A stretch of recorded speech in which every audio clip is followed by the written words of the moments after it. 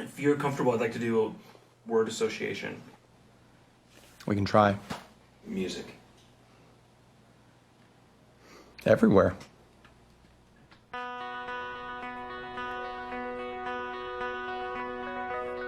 Music is always around.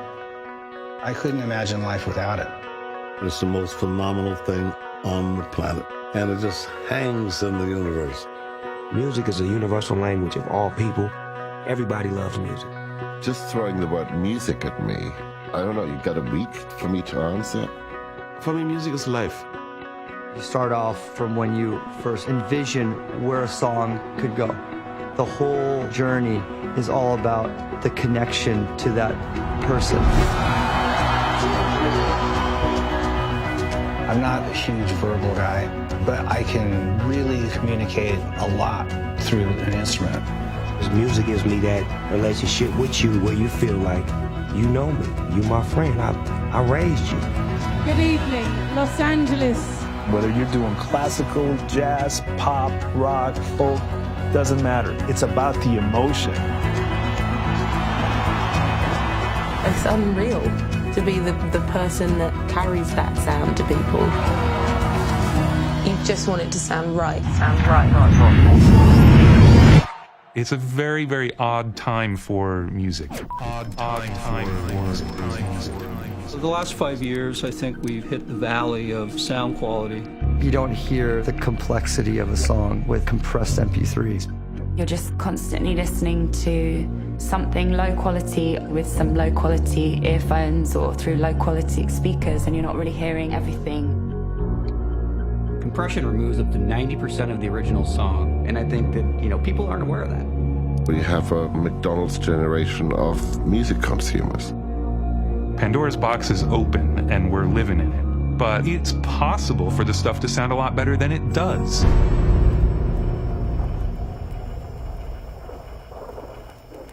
You've spent a lot of time getting something right. You want it to be like how you imagined it. How it was to you when you were making it in the studio. When I write a piece of music, I write it in my head, and it sounds really great. And then I try to use technology and musicians, and all I'm trying to do is get that thing that's in my head out there into the reality so I can share it with people.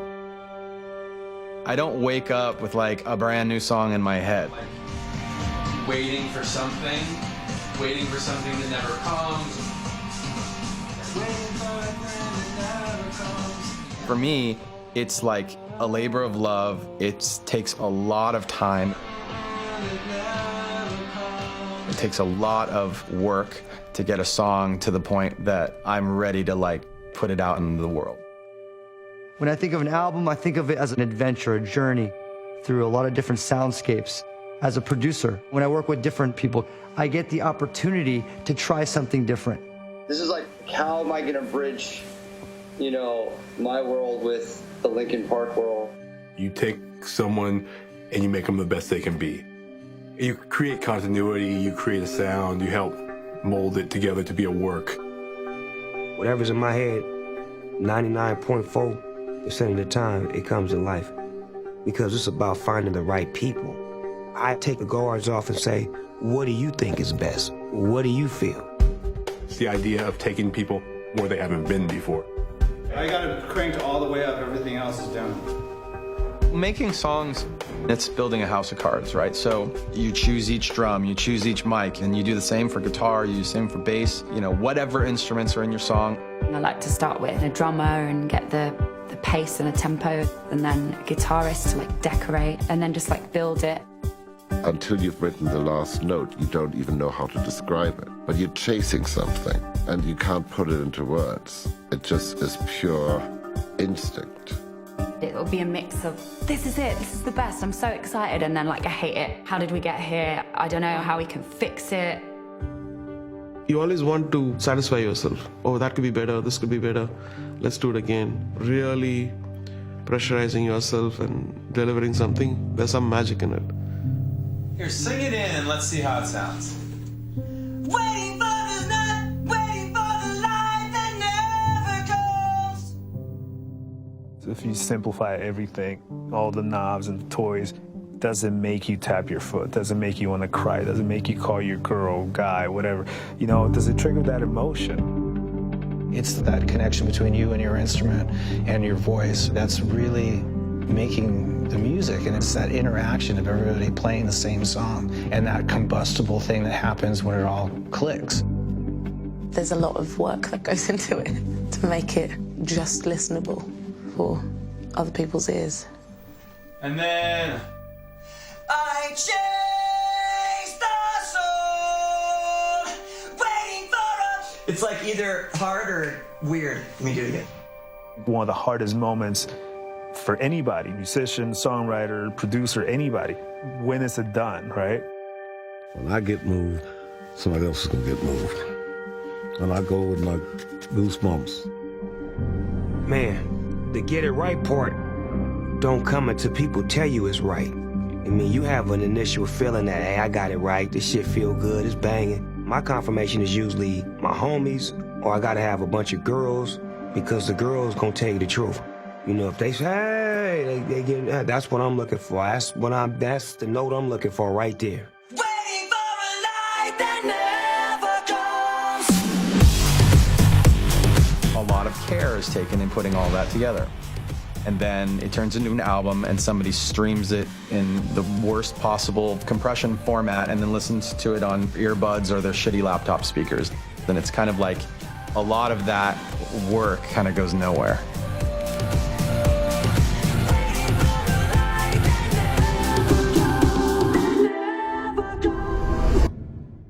Music is art, right? And recorded music is just a way of capturing the art so you can listen later or listen elsewhere.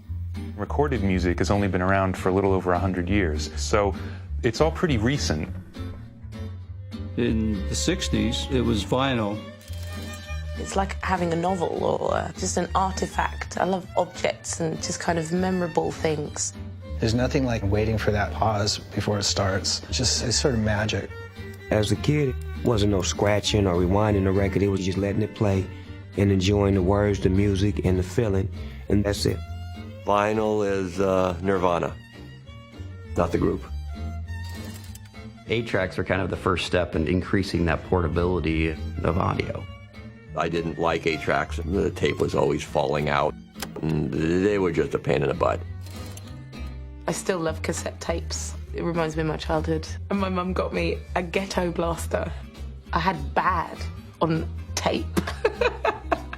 Baby One More Time. I listened to that song over and over and over. You got to the end of the song and then just like play again and be like, yes, I love this song. I'm definitely part of the cassette tape generation. It was all about the mixtapes. Actually, those were my favorite presents to give to girls. And then cassettes became portable because of the Sony Walkman. Loved my Walkman. Music when you're on the go, it's crazy. Sony Walkman was the shit because it was personalized. It's just you enjoying his music. I remember when the CD first came out. You couldn't wait to read the album sleeve and the lyrics and who took the pictures. And then Discman changed listening habits because you could listen to the same song over and over again. You know, I could just skip. You know, I was like, what? I never had one. I always wanted one. And then compression came in. Like a blessing and a curse. Digital is the future and the present. We're dealing in a world with so many compression sources right now, whether it's MP3s, it's satellite radio, it's streaming music, everything's on your phone or your computer or your car. The transition to the MP3 changed everything. Lossy compression algorithms were developed that get files down to about 1/10 of the size of the CD version. They use a perceptual model to try to figure out what part of the music can you not hear, and they eliminate that. It's the idea of take a paragraph of text and take out every fourth vowel from that text. If you just read the text, your brain will fill in those blanks, no problem. So now all of a sudden you've got a file that's a small enough data rate and a small enough size that you can put 1,000 of them on your phone. You can stream 24 hours a day. In 2006, physical was the driving business. The percentage of physical to digital was 90-10. In 2014, we barely sell any physical at all. Maybe one release in the entire year. It's completely flipped. Streaming for me is incredible. I think it's probably the best thing that's happened, and the worst. But I feel like I am a bigger music fan today because of it. Someone will mention a band, and you can listen to it right then and there. You were constantly opening little doors and finding cool stuff all the time. And for free. I mean, talk about the streaming services, that's fine, but YouTube has the biggest music collection on earth. I use MP3s for referencing stuff. It is very convenient, but it's not for enjoying hi-fi recording. When MP3s first came, people thought, okay, this is just the introduction. This is just what we're going to do for now. And then technology is going to improve the codec and it's going to sound better.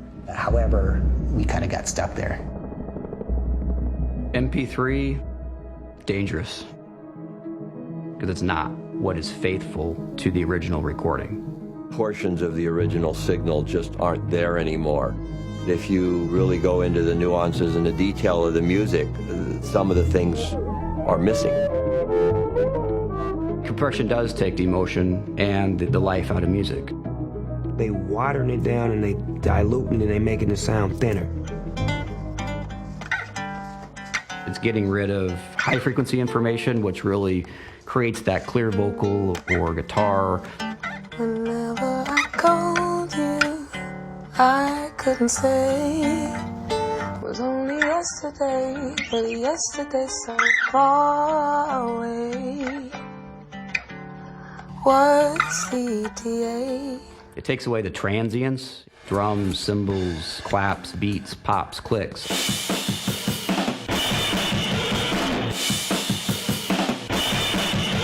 All of those things that really make the music special.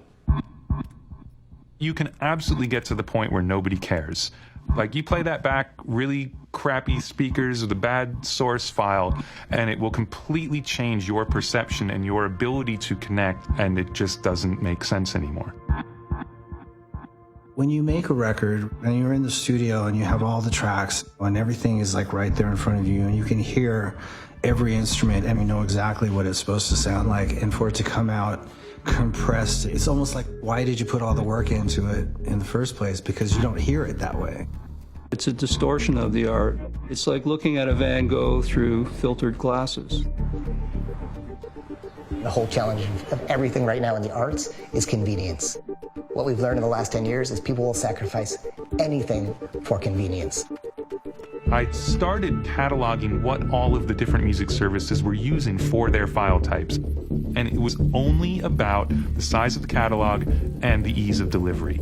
They are in a content delivery business, and the content just happens to be music. And if people want to just subscribe to kittens instead of music, that's it. They will start delivering nothing but kittens.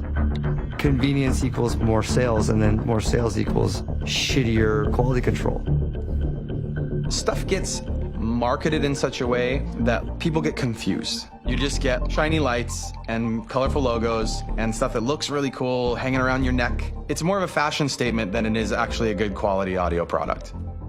It's pretty laughable. And so what you're doing is you're taking the worst possible representation of the music and listening to it through the worst possible equipment. We're content. We live in a world where if you're content with it, hey, if it is better, so what? I like Denny's, you like what? Olive Garden. They say Olive Garden is the Italian Denny's. Not to me. It's the shit. I love it. Yeah, you can fill your stomach with it. But we're not talking about filling your stomach, we're talking about filling your soul.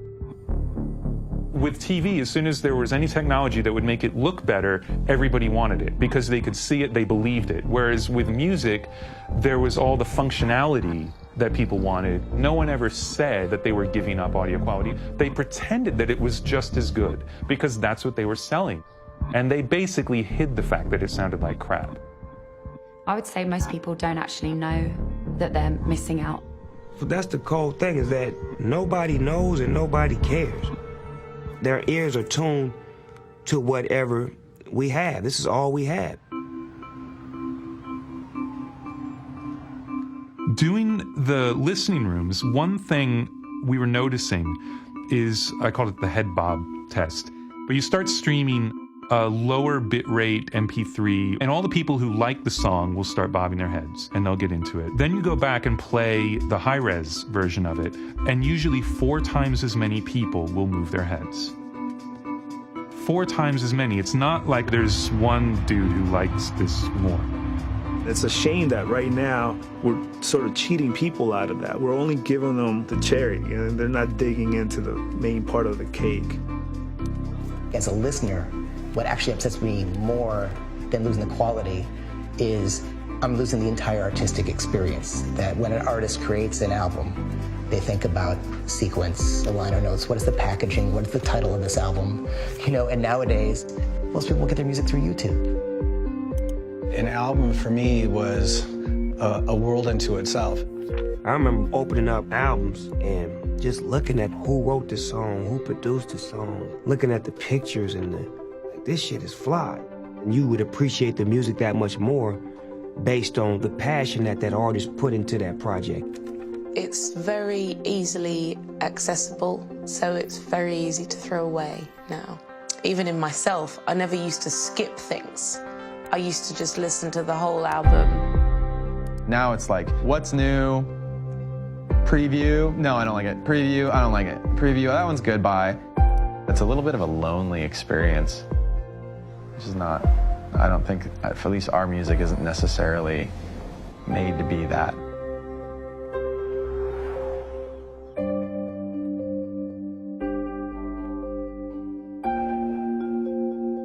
Music is and always will be the biggest source of entertainment and communication for people. We just have been sort of lost in this black hole of how we get it and how important it is and how much we should appreciate it. I don't want my name associated with low quality things, so if I was in control, I would want everything to be the highest quality possible. I don't understand why it isn't, really. Why isn't it?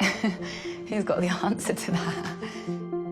We are on a path with the technology. We can't get off that path. So we have to invent a new way to get music to people. It has to be artist-driven. It's our job to think in an original way and come up with the answers. Artists not just as musicians, but I mean artists, scientists, artists as builders of great equipment. I'm driven by the emotional experience that music creates in people. We've got huge libraries of music out there that contain compressed media, and there's technologies that can help address that issue. Let's make stuff sound better. Let's bring back the quality, not just in one dimension, in all dimensions.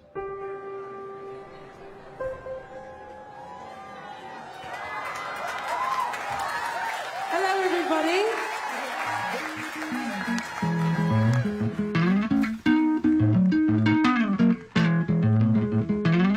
Found myself in a second. I found myself in a second-hand guitar. Never thought it would happen. The thing about technology is it's moving forwards. It's always going to be moving forwards. Some stuff is positive, some stuff is negative. Music is part of your body. It's part of your system. So music isn't going anywhere. It's part of what makes us tick. It's your love.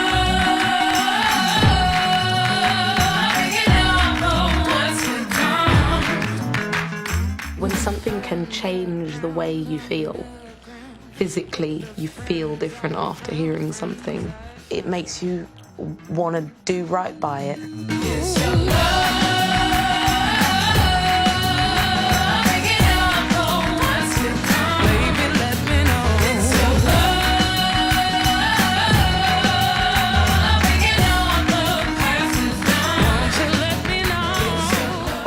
Feel the same way. When we have a great record, we want the whole world to hear it. We want you to experience what we experience. It's our job to make you feel good. We love passing on that feeling, that good feeling. It's your love picking up the past is done. It's your love big enough for what's to come. Thank you so much.